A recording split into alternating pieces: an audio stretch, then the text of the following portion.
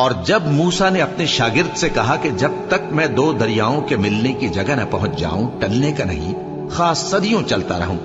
پھر جب وہ دونوں ان دریاؤں کے سنگم پر پہنچے تو اپنی مچھلی بھول گئے۔ پھر اس مچھلی نے دریا میں سرنگ کی طرح اپنا رستہ بنا لیا۔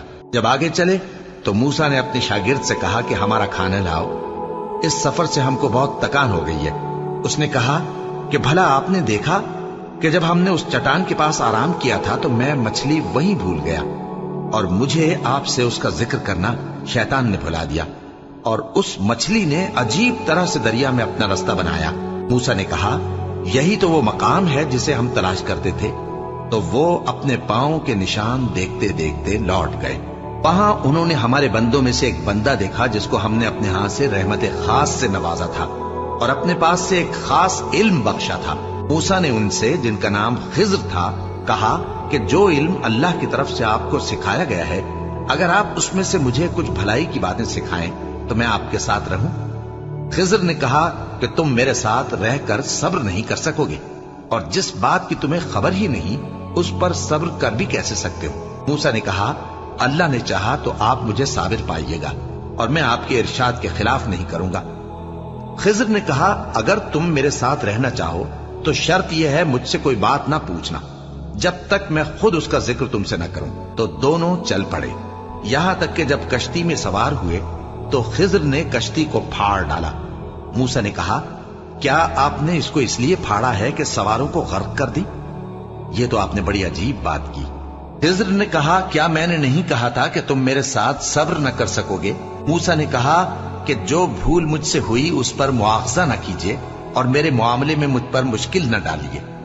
پھر دونوں چلے، یہاں تک کہ رستے میں ایک لڑکا ملا تو خضر نے اسے مار ڈالا۔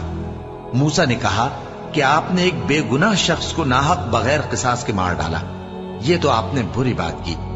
خضر نے کہا کیا میں نے نہیں کہا تھا کہ تم سے میرے ساتھ صبر نہیں ہو سکے گا؟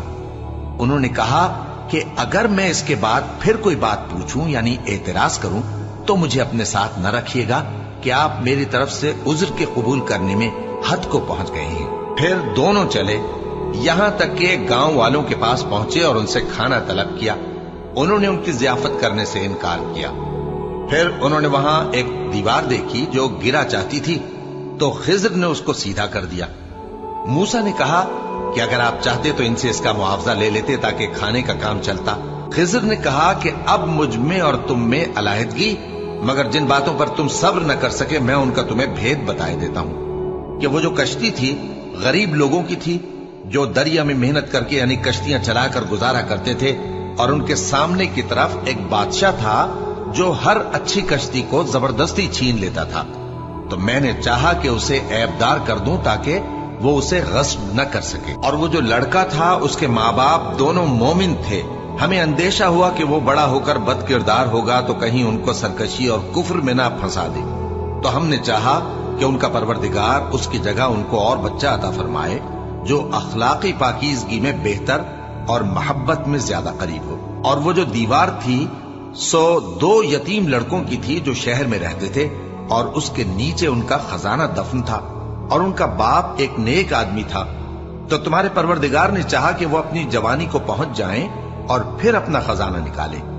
یہ تمہارے پروردگار کی مہربانی ہے، اور یہ کام میں نے اپنی طرف سے نہیں کیے، یہ ان باتوں کی حقیقت ہے جن پر تم صبر نہ کر سکے۔